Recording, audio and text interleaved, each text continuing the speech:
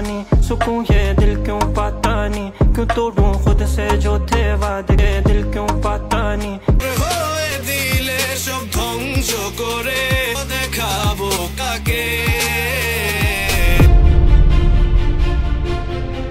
মিরাজ খান এবং আরোহী মিম একই জায়গায়, মানে কুয়ালালামপুর মালয়েশিয়া। তার মানে কি তারা একসাথে হতে যাচ্ছে বা তাদের কি একসাথে নতুন জুটি নাটক আসতেছে?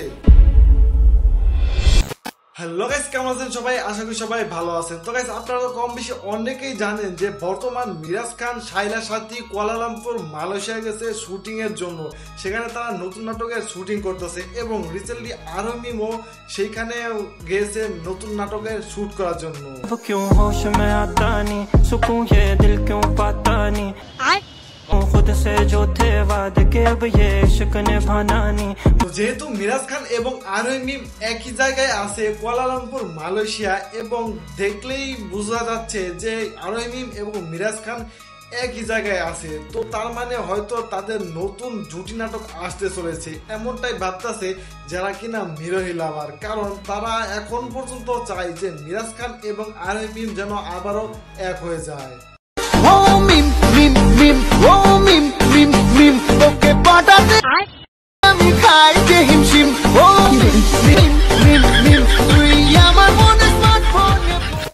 বাট মিরাজ খান এবং আরোহী মিম একসাথে হবে না, কারণ আরোহীকে উদ্দেশ্য করে মিরাজ খান একটা টিকটক ভিডিও বানিয়েছে।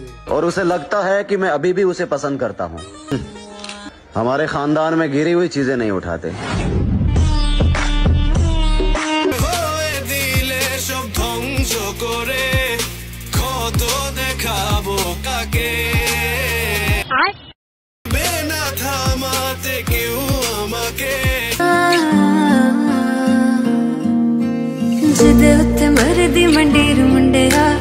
তো যাই হোক গাইস, মিরাজ খান এবং আরোহী মিম কুয়ালালামপুর মালয়েশিয়া এক জায়গায় থাকলেও তারা কিন্তু আলাদাভাবে রয়েছে। তাদের হয়তো একই জায়গায় শুট হইতেছে, বাট তাদের মধ্যে হয়তো যোগাযোগ নেই, দেখা হলেও হয়তো কথা হয় না, কারণ তারা একসাথে জুটি হিসাবে হয়তো আর কোনোদিনও কাজ করবে না।